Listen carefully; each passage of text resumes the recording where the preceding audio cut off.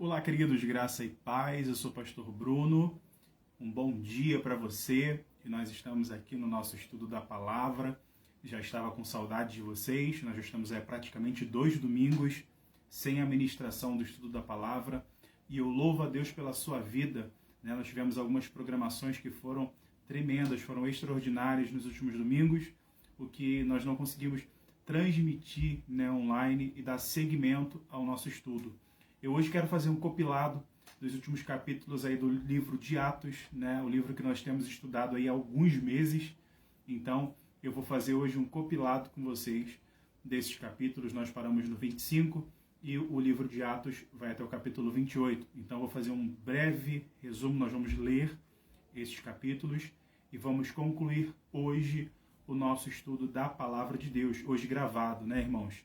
Como vocês sabem, eu estou tirando alguns dias de férias, Estou saindo por alguns dias de férias, então eu deixei gravada essa aula, mas eu tenho certeza que Deus vai edificar a sua vida, Deus vai abençoar a sua vida. E já no próximo domingo, nós vamos ter uma nova ministração, uma nova aula, Será um novo professor, uma nova pessoa que vai estar ministrando ao coração de vocês, e eu tenho certeza, querido, que vai ser impactante e tremendo para as nossas vidas.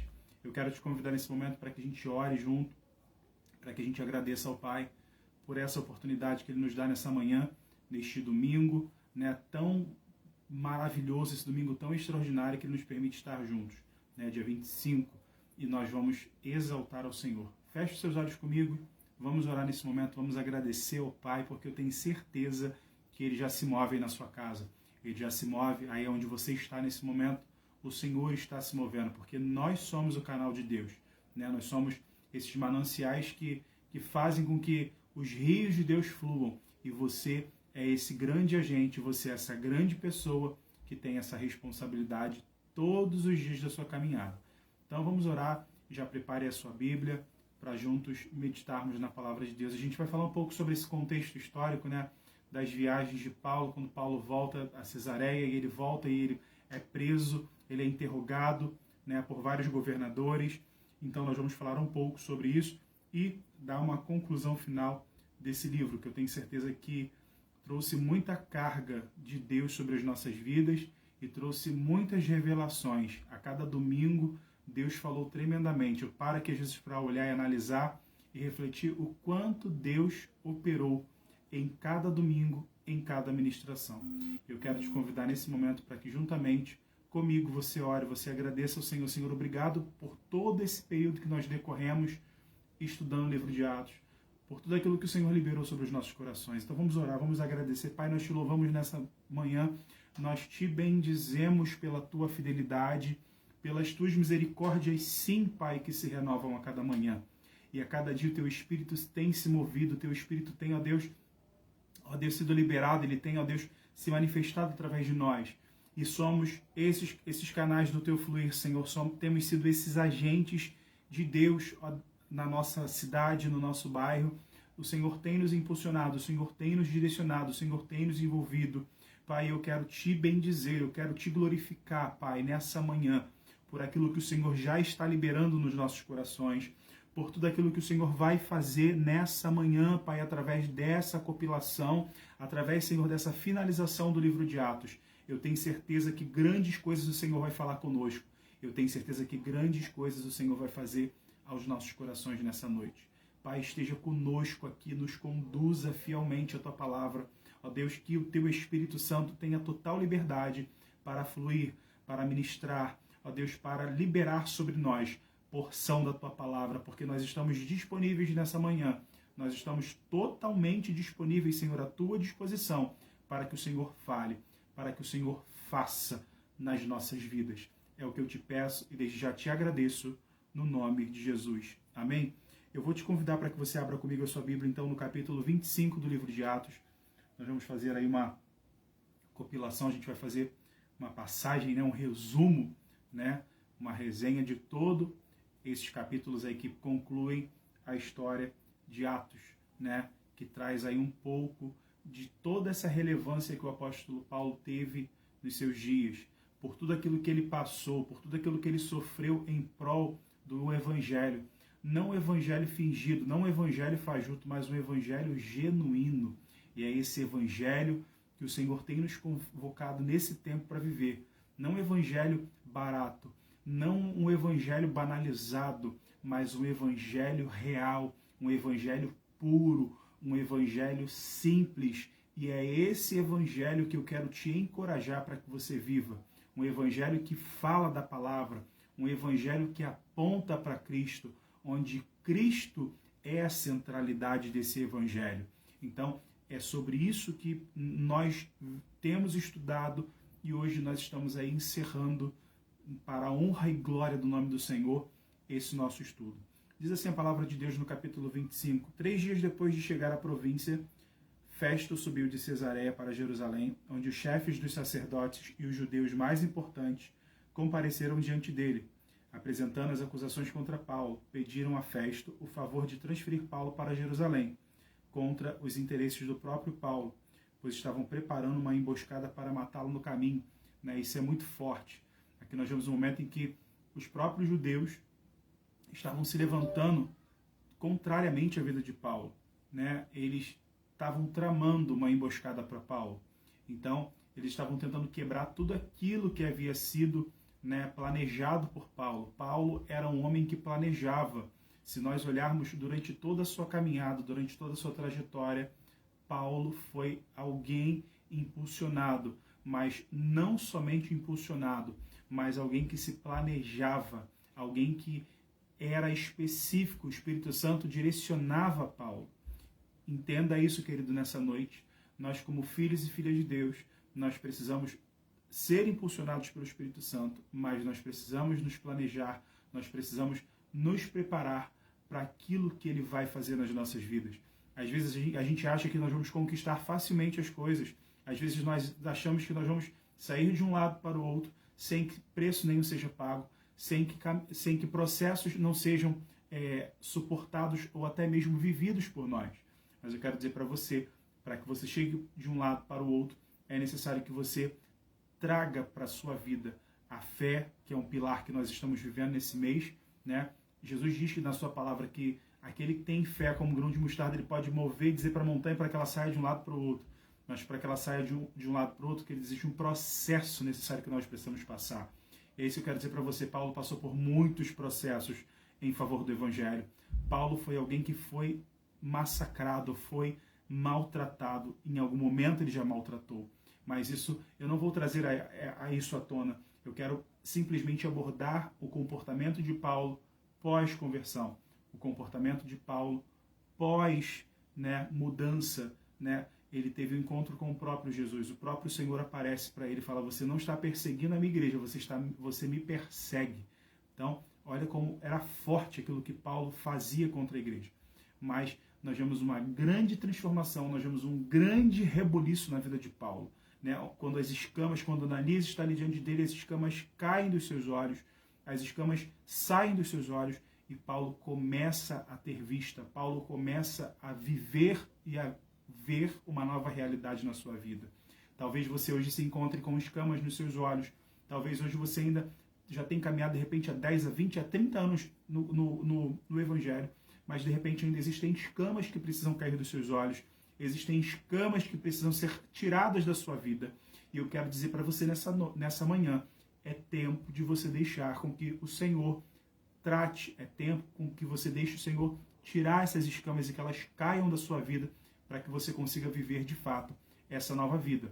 Não uma vida perseguida, mas uma vida de alguém que vai influenciar, de alguém que vai se planejar para viver todos os propósitos, para viver todos os planos que Deus traçou para cada um de nós. Então, querido, por mais que os judeus tenham se levantado contra a vida de Paulo, Paulo não abaixou sua cabeça. Paulo não se curvou diante da circunstância. Paulo não se curvou diante daquilo que estava acontecendo. Paulo foi em frente. Paulo avançou. E é essa mesma perspectiva que nós precisamos ter em Deus. Não podemos olhar para as circunstâncias e nos abaixar. Nós não podemos olhar para as circunstâncias e parar. Nós precisamos seguir em frente. Vamos, porque senão eu vou fluindo aqui, o Espírito Santo vai falando e a gente não consegue ler o texto. Vamos lá. Então, aqui nós vemos os judeus, vamos no versículo 5. Desçam comigo alguns dos seus líderes e apresentem ali as acusações que tem contra esse homem, se realmente ele for algo de errado. Se ele fez algo de errado. Tendo passado com eles de 8 a 10 dias, desceu para Cesareia e no dia seguinte convocou o tribunal e ordenou que Paulo fosse trazido perante ele. E quando Paulo apareceu, os judeus que tinham chegado de Jerusalém se aglomeraram ao seu redor, fazendo contra eles muitas e graves acusações, que não podiam provar.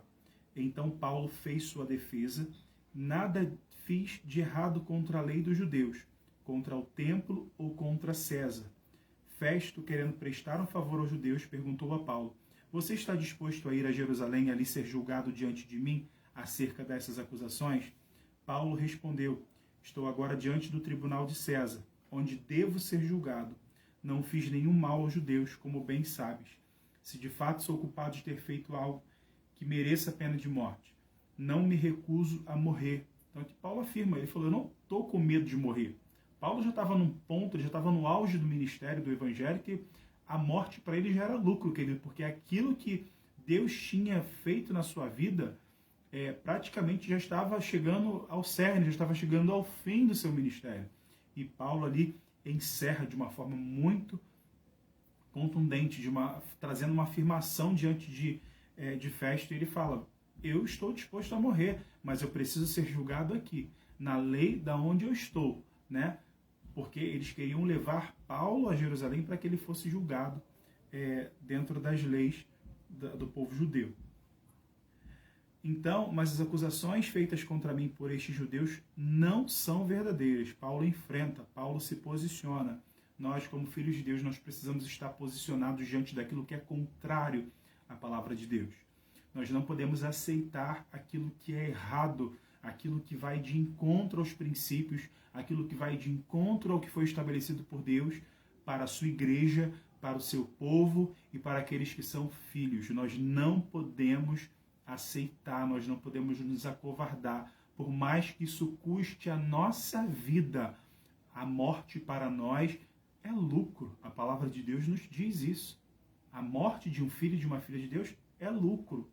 Então, queridos, nós não podemos abrir mão, nós não podemos deixar com que o mundo nos influencie, com que as circunstâncias externas nos influenciem para que o nosso comportamento, para que o nosso posicionamento, para que a nossa mente mude. Nós precisamos nos posicionar em Deus e encarar fielmente, assim como Paulo encarou ali diante daquele tribunal, assim como Paulo encarou ali diante daquelas pessoas. Ele não se acovardou, mas ele enfrentou e ele foi até o fim, como nós vamos ver à frente. Depois de ter consultado seus conselheiros, Festo declarou: você apelou para César irá. Festo consulta ao rei Agripa. Alguns dias depois, o rei Agripa e Berenice chegaram a Cesareia para saudar Festo. Visto que estavam passando muitos dias ali, Festo explicou o caso de Paulo ao rei. Há aqui um homem que Félix deixou preso. Quando fui a Jerusalém, os chefes dos sacerdotes e os líderes dos judeus fizeram acusações contra ele, pedindo que fosse condenado. Eu lhes disse que não é costume romano condenar ninguém, antes que ele se defronte pessoalmente com seus acusadores e tenha a oportunidade de se defender das acusações que lhe fazem, porque quem estava acusando Paulo eram os judeus e não os romanos, né? Mas Paulo estava sendo julgado na lei dos romanos, né? Mas quem estava acusando Paulo eram os judeus. Vindo eles comigo para cá, não retardei isso. O caso, convoquei o tribunal no dia seguinte e ordenei que o homem fosse apresentado. Quando seus acusadores se levantaram para falar, não o acusaram de nenhum dos crimes que eu esperava. Querendo fazer confusão, né, irmãos? Às vezes aparecem uns endemoniados aí no nosso caminho, às vezes aparecem as pessoas para tentar nos tirar da graça, né? Para tentar nos desviar do foco. Mas, com certeza, quando esse tipo de situação se levanta para cair, né? Porque maior é o que está em nós, maior é o que está em nós, e Cristo vive em nós, e em Cristo a esperança da glória. Aleluia, glória a Deus. Ao contrário, tinha alguns pontos de divergência com ele acerca de sua própria religião. Era a divergência dos judeus, né? A questão do sábado e tantas outras coisas que Paulo fez em toda a sua trajetória. A gente falou em alguns capítulos anteriores algumas relações muito similares de Paulo e Cristo, né? Algumas coisas que Paulo passou e a gente vê uma relação, uma ligação muito direta com aquilo que Cristo passou. Então, nós vemos esse link, né? E eles não aceitavam de forma alguma o comportamento de Paulo, como Paulo agia, como Paulo proclamava a palavra de Deus, né? Como Paulo abria rasgadamente a palavra de Deus, né? Então, isso incomodava demais aqueles homens. Apelando Paulo para que fosse fosse guardado até a decisão do imperador, ordenei que ficasse sob custódia até que eu pudesse enviá-lo a César. Então Agripa disse a Festo: eu também gostaria de ouvir esse homem. Ele respondeu: amanhã o ouvirás. Aí Paulo perante Agripa. No dia seguinte, Agripa e Berenice vieram com grande pompa e entraram na sala de audiências com os altos oficiais e os homens importantes da cidade. Por ordem de Festo, Paulo foi trazido. Então Festo disse: o rei Agripa e todos os senhores aqui presentes conosco, vejam este homem. Toda a comunidade judaica me fez petições a respeito dele em Jerusalém e aqui em Cesareia, gritando que ele não deveria mais viver. Mas verifiquei que ele nada fez que mereça a pena de morte. Todavia, porque apelou para o imperador, decidi enviá-lo a Roma. No entanto, não tenho nada definido a respeito dele para escrever a sua majestade. Por isso, eu trouxe diante dos senhores, e especialmente diante de ti, rei Agripa, de forma que, feita esta investigação, eu tenha algo para escrever, pois não me parece razoável enviar um preso sem especificar as acusações contra ele. Irmãos, não tinha nada, né? Simplesmente Paulo estava pregando o evangelho puro e simples, que por alguns trazia divergência, trazia, né, conflitos, mas Paulo estava pregando, ele estava falando a verdade ao povo. Então Agripa, capítulo 26, disse a Paulo: você tem permissão para falar em sua defesa. Então aqui Paulo começa a falar. Aqui Paulo começa a dizer, né, aquilo que de fato estava sendo levantado contra ele. Né? E ele coloca assim: todos os judeus sabem como tenho vivido desde pequeno, tanto em minha terra natal como em Jerusalém. Eles me conhecem há muito tempo e podem testemunhar, se quiserem, que como fariseu vivi de acordo com a seita mais severa da nossa religião. Paulo era alguém que vinha da linhagem dos fariseus, né? E ele era alguém praticante, né? Tanto que ele tocava o terror na época dele. Agora estou sendo julgado por causa da minha esperança no que Deus prometeu aos nossos antepassados. Paulo se apegava à palavra, aquilo que foi dito, né, por Abraão, Isaac, Jacó, né, pelos profetas messiânicos, por Isaías, por tantos outros profetas que vieram e anunciaram, né, a verdade do Cristo ressurreto, de um Cristo que é amor, de alguém que veio para salvar, de alguém que veio para libertar o mundo. Então, é disso que Paulo está falando, né, desse evangelho puro, que está completamente debaixo da graça e não está debaixo de uma lei. Né? Os fariseus eram os doutores na lei, eram as pessoas que conheciam fielmente a lei e eram completamente apegados à lei. E Jesus teve atitudes que, em algum momento, gerava esse conflito, gerava essa divergência, que é muita relação com Paulo. Então vamos lá. Eu não vou ler toda a defesa de Paulo, porque nós já vimos em alguns capítulos anteriores Paulo trazendo a defesa. Depois leia com calma essa defesa do capítulo 26. Né? Paulo, ele é muito enfático em tudo aquilo que ele coloca, em tudo aquilo que ele fala ao povo. Vamos lá. Desculpa, no capítulo 27. Aqui nós vemos Paulo viajando para Roma. Quando ficou decidido que navegaríamos para a Itália, Paulo e alguns outros presos foram entregues a um centurião chamado Júlio. Paulo ainda permanecia preso. Apesar de ser passado por todos os tribunais, Paulo ainda permanecia preso, por mais que alguns se levantassem e falassem que não existia acusação contra ele, né? Que pudesse até mesmo ser emitido, porque Paulo ele vai e ele recorre ao imperador, né? Quando ele fala de César. Então, por isso que nós vemos aqui, eles trazem essa palavra, ele acabou recorrendo ao imperador, né? Vamos lá. Foi entregue a um centurião chamado Júlio, que pertencia ao regimento imperial. embarcamos no navio de Adramítio, que estava de partida para alguns lugares da província da Ásia, e saímos ao mar, estando conosco Aristarco, um macedônio de Tessalônica. No dia seguinte, ancoramos em Sidom, e Júlio, num gesto de bondade para com Paulo, permitiu-lhe que fosse ao encontro dos seus amigos para que estes suprissem as suas necessidades. Quando partimos de lá, passamos ao norte de Chipre, porque os ventos nos eram contrários, tendo atravessado o mar aberto ao longo da Cilícia e da Panfilha. Ancoramos em Mirra, na Lícia. Ali o centurião encontrou um navio alexandrino que estava de partida para a Itália, e nele nos fez embarcar. Navegamos vagarosamente por muitos dias e tivemos dificuldade para chegar a Cnido, não sendo possível prosseguir em nossa rota, devido aos ventos contrários. Navegamos ao sul de Creta, defronte de Salmona. Cocheamos a ilha com dificuldade e chegamos a um lugar chamado Bons Portos, perto da cidade de Lazéia.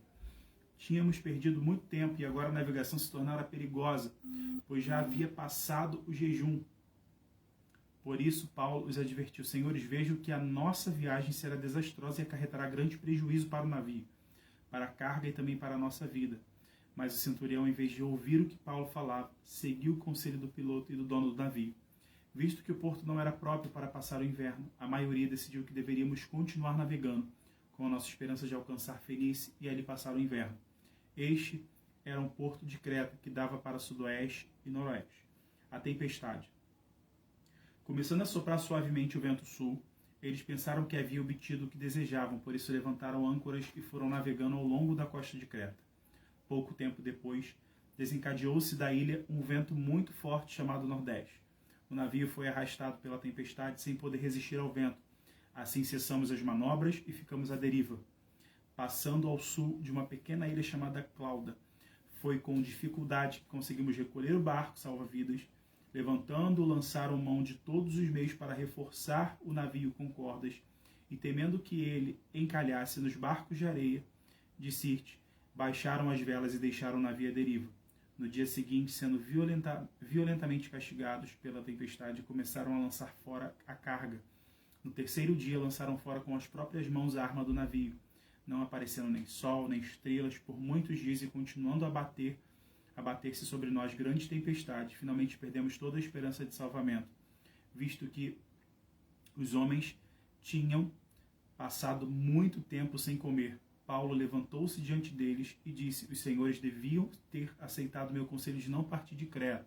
Paulo tinha alertado, Paulo tinha aconselhado sobre isso, pois assim teriam evitado este dano e prejuízo. Ainda tiveram um dano e prejuízo absurdo, porque decidiram seguir. Mas agora recomendo que tenham coragem, pois nenhum de vocês perderá a vida, apenas o navio será destruído.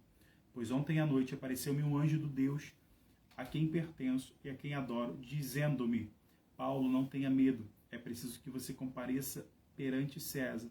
Deus, por sua graça, deu-lhe a vida de todos os que estão navegando com você. Olha o que Deus faz quando existe um ungido, quando existe alguém que carrega um propósito, querido. Meu Deus, que coisa tremenda está vindo aqui. Queridos, quando nós carregamos um propósito, Deus dá livramento, Deus faz o que tem que fazer, Deus move, Deus para a tempestade, Deus corrige barco, Deus corrige rota, para que você consiga chegar do outro lado, para que você consiga chegar no destino. E a mensagem, aquilo que tem que se cumprir, aquilo que precisa ser realizado quando a gente está fluindo, querido, entenda isso, porque tem pessoas que lutam contrariamente ao propósito de Deus. Eu não estou falando dessas pessoas. Eu estou falando de pessoas que estão caminhando, estão direcionadas ao propósito de Deus. Queridos, pode ter certeza, Deus vai estar contigo e Deus vai mover o que tiver que mover, Deus vai livrar quem tiver que livrar para que você consiga chegar do outro lado e para que o propósito se cumpra no destino que foi proposto para a sua vida, para o seu ministério, para a sua caminhada. Tome posse disso nessa noite, tome posse, porque eu estou tomando posse para o meu ministério, para a minha vida. O Espírito Santo está falando isso conosco nesse momento. Nessa hora, o Espírito Santo, neste minuto, Deus está falando conosco, Deus está falando com pessoas aqui. Aquilo que Ele colocou sobre a sua vida, aquilo que Ele confiou e você está caminhando em direção a isso, escute, você não vai parar. Você não vai parar. Tem até um louvor que diz isso: você não vai parar, você não vai parar.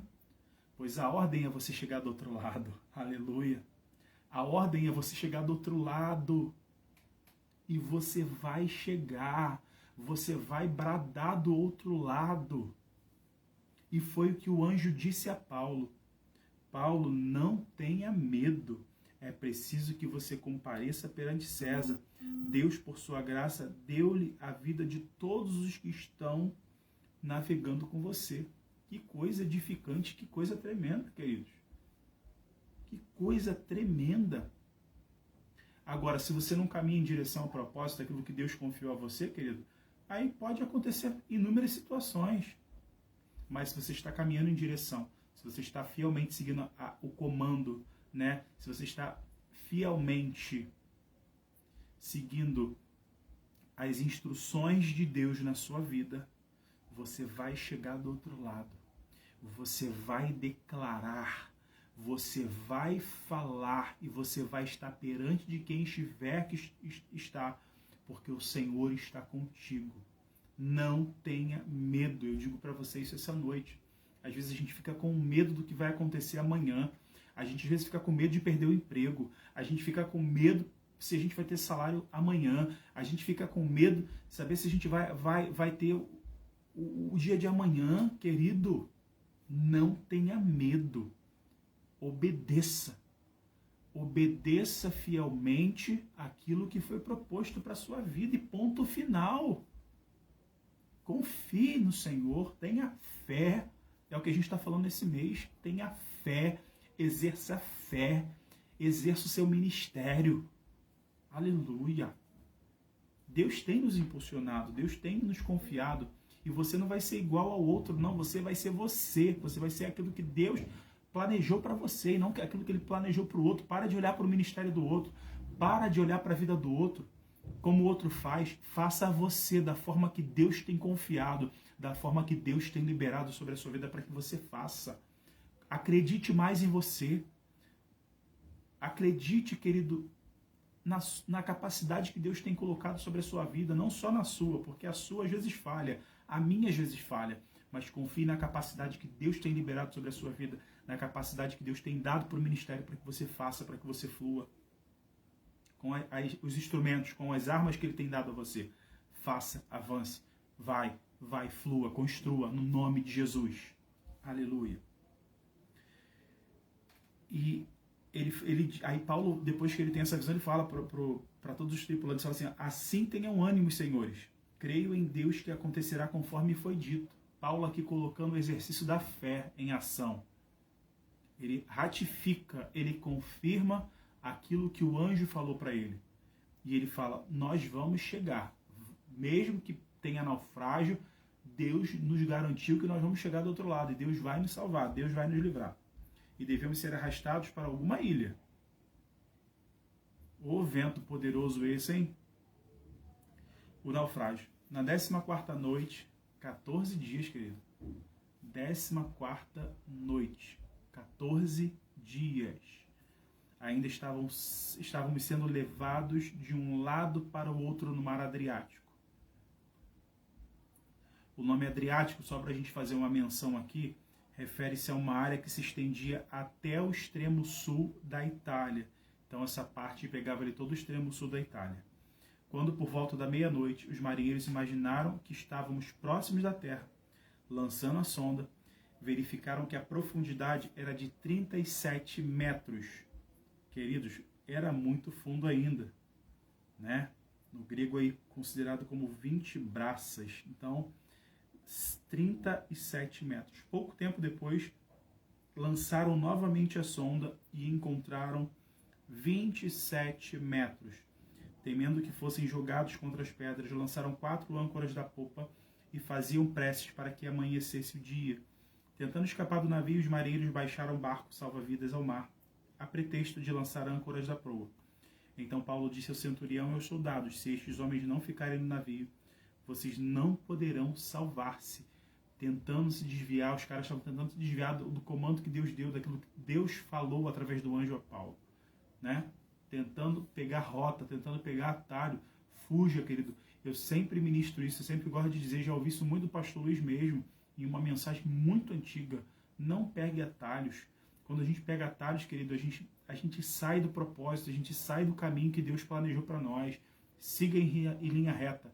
Siga, siga, siga, porque o Senhor é contigo. Pouco antes do amanhecer, Paulo insistia que todos se alimentassem, dizendo: hoje faz 14 dias que vocês têm estado em vigília constante, sem nada comer. Agora eu os aconselho a comer algo, pois só assim poderão sobreviver. Nenhum de vocês perderá um fio de cabelo sequer. Tendo dito isso, tomou o pão e deu graças a Deus diante de todos. Então partiu e começou a comer. Todos se reanimaram e também comeram algo. Estavam a bordo 276 pessoas. Cara, olha quanta gente. Quanta gente a bordo desse navio. Quantas pessoas seriam tragadas, seriam ceifadas pela morte, por desobediência. Depois de terem comido até ficarem satisfeitos, aliviaram o peso do navio. Vamos seguir aqui. Versículo 44. 43. Mas o centurião queria poupar a vida de Paulo e os impediu de executar o plano. Então ordenou aos que sabiam nadar que se lançassem primeiro ao mar em direção à terra. Os outros teriam que salvar-se em tábuas ou em pedaços de navio. Dessa forma todos chegaram a salvo em terra. E aqui a gente conclui no capítulo 28, Paulo na ilha de Malta, né? Uma vez em terra, essa foi a ilha que eles chegaram, descobriram que a ilha se chamava Malta. Depois lê aquele detalhe por detalhe de versículo. Depois você pode ler versículo por versículo aí na sua Bíblia, né? Naquilo que nós estamos ministrando aí, que é a conclusão do livro de Atos. Eu peguei e condensei 4 capítulos e estou comentando, estou trazendo algumas coisas que o Espírito Santo está fluindo, algumas coisas que o Espírito Santo está liberando sobre as nossas vidas nessa manhã. Aí eles fizeram uma fogueira e receberam bem a todos, pois estava chovendo e fazia frio. Paulo juntou um monte de gravetos. Quando os colocava no fogo, uma víbora, fugindo do calor, prendeu-se à sua mão. Quando os habitantes da ilha viram a cobra agarrada na mão de Paulo, disseram uns aos outros: certamente este homem é assassino, pois tendo escapado do mar, a justiça não lhe permite viver. Mas Paulo, sacudindo a cobra no fogo, não sofreu mal nenhum. Querido, por mais que circunstâncias, por mais que situações tentem te paralisar, aqui a víbora foi até a mão de Paulo, né? E tentou atacar Paulo. Quando alguém era mordido por uma víbora, querido, a chance dessa pessoa sobreviver era absurdo, né? Mas Paulo não teve dano algum. Quando a gente olha para esse contexto aqui, né? Paulo não teve nenhuma complicação com a picada, né? Aquela víbora quando agarra-se a mão de Paulo. E depois ele chega a Roma. Passando 3 meses, embarcamos no navio que tinha passado, versículo 11, o inverno na ilha. Era um navio alexandrino que tinha por emblema os deuses gêmeos, Castor e Pólux. Aportando em Siracusa, ficamos ali 3 dias. Dali partimos e chegamos a Régio. No dia seguinte, soprando o vento do sul, prosseguimos, chegando a Puteoli. No segundo dia, ali encontramos alguns irmãos que nos convidaram a passar uma semana com eles. Depois fomos para Roma. Os irmãos dali tinham ouvido falar que estávamos chegando e vieram até a praça de Ápio e as 3 vendas para nos encontrar. Vendo-os, Paulo deu graças a Deus e sentiu-se encorajado. Quando chegamos a Roma, Paulo recebeu permissão para morar por conta própria, sob a custódia de um soldado. Aí nós vemos a pregação de Paulo em Roma, versículo 17. 3 dias depois, ele convocou os líderes dos judeus. Quando estes se reuniram, Paulo lhe disse: meus irmãos, embora eu não tenha feito nada contra o nosso povo, nem contra os costumes dos nossos antepassados, fui preso em Jerusalém e entregue aos romanos. Eles me interrogaram e queriam me soltar, porque eu não era culpado de crime algum que merecesse pena de morte. Todavia, tendo os judeus feito objeção, fui obrigado a apelar para César. Não, porém por ter alguma acusação contra o meu próprio povo. Por essa razão pedi para vê-los e conversar com vocês. Por causa da esperança de Israel é que estou preso com estas algemas. Eles responderam: não recebemos nenhuma carta da Judeia a seu respeito, e nenhum dos irmãos que vieram de lá relatou ou disse qualquer coisa de mal contra você. Todavia, queremos ouvir de sua parte o que você pensa, pois sabemos que por todo lugar há gente falando contra esta seita. Assim combinaram encontrar-se com Paulo em dia determinado, indo em grupo ainda mais numeroso ao lugar onde ele estava. Desde a manhã até a tarde, Ele lhe deu explicações e lhe testemunhou do reino de Deus, procurando convencê-los a respeito de Jesus com base na lei de Moisés e nos profetas. Alguns foram convencidos pelo que ele dizia, mas outros não creram. Discordaram entre si mesmo e começaram a ir embora depois de Paulo ter feito esta declaração final, bem que o Espírito Santo falou aos seus antepassados por meio do profeta Isaías. Vá a este povo e diga, ainda que estejam sempre ouvindo, vocês nunca entenderão. Nós vemos Paulo trazendo uma menção e um trecho aí daquilo que foi dito pelo profeta Isaías. E, para nós concluirmos aí versículo 28, portanto, quero que saibam que esta salvação de Deus é enviada aos gentios. Eles a ouvirão. Depois que ele disse isso, os judeus se retiraram, discutindo intensamente entre si, né? E por 2 anos inteiros, Paulo permaneceu na casa que havia alugado e recebia a todos os que iam vê-lo. Pregava o reino de Deus e ensinava a respeito do Senhor Jesus Cristo abertamente, sem impedimento algum. Glória a Jesus, glória a Jesus. E Paulo seguiu, né? E nós vemos aí a morte de Paulo mais à frente, né? Sendo trazida em outros livros que foram deixados, né, como evidência daquilo que ele foi tão relevante e ainda continua sendo. É um dos apóstolos, um dos homens que eu mais admiro, né, depois de Jesus. Eu acho que é um dos caras que realmente tem essa carga, tem essa influência tão grande para todos nós como cristãos nos dias de hoje, para nos encorajar a avançar. Há sempre esperança, há sempre saída em Deus, quando nós confiamos e quando nós seguimos no rumo daquilo que Ele planejou para as nossas vidas. E é o nosso papel como filhos e filhas de Deus dar continuidade a este livro, fazendo e escrevendo os atos da igreja neste século. Precisamos ser totalmente relevantes. E eu tenho certeza que Deus está levantando uma igreja relevante. Deus está levantando um povo relevante na sua estatura, na sua forma e no seu jeito neste tempo. Não de repente no tempo de Paulo, mas sendo impulsionado e tendo o Espírito Santo queimando nas suas vidas, transbordando, overflow. Eu estou com uma blusa que diz isso, overflow é transbordar. Deus quer que o seu povo transborde. Seja overflow na presença de Deus, seja alguém que transborda na presença de Deus, seja alguém que vive transbordando para os outros, para as pessoas que estão à sua volta, onde você estiver, aonde Deus te colocar. Talvez você esteja no meio, querido, talvez você esteja num local que de repente não é a sua zona de conforto, mas tenha certeza, Deus está contigo, Deus está te guardando, Deus está te sustentando. Então confia, escolha confiar em Deus e você vai ser bem sucedido e você vai ser abençoado. Então eu espero que você tenha sido muito abençoado com esse estudo. Eu quero profetizar um domingo de bênção na sua casa, na sua família, no seu casamento. Eu creio demais na família, não só na família. Eu disse isso numa ministração minha no domingo do Culto Fire, que não foi transmitido. Eu acredito em pessoas. Eu tenho uma facilidade imensa de acreditar em pessoas, no potencial. Se eu acredito, imagina Deus, querido. Se eu acredito, imagina o Espírito Santo. Quando a gente deixa ser movido, quando a gente deixa ser impulsionado. Então eu quero que você seja abençoado nessa manhã. Eu quero que você seja totalmente alguém relevante nessa geração, relevante neste tempo. Então vamos juntos construir, vamos juntos continuar escrevendo o que Paulo parou ali no seu tempo e a igreja vem escrevendo no decorrer desse tempo. Vamos ser totalmente dunamis na mão do Senhor, vamos ser totalmente dinamites nas mãos do Senhor para explodir essa nação, para explodir o mundo com a palavra e com o poder de Deus, com esse evangelho puro e simples de Jesus. Que o Senhor te abençoe e te guarde, é o que eu declaro. Vou tirar alguns dias de férias, né? Vou tirar alguns dias aí de descanso. A gente tira descanso de trabalho, mas de Deus nunca faça isso.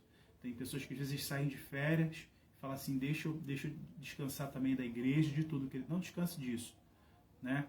Eu até falei com a minha esposa, vamos nos programar, né? Eu estou seguindo para Recife para tirar alguns dias. Eu falei, vamos visitar algumas igrejas. Tem uma igreja de um pastor e pastora que eu admiro muito, que é o pastor Arthur Pereira e pastora Thalita. Eu admiro demais A gente vai tentar ir na igreja deles, a gente não sabe se vai conseguir, porque é distante de onde nós vamos estar.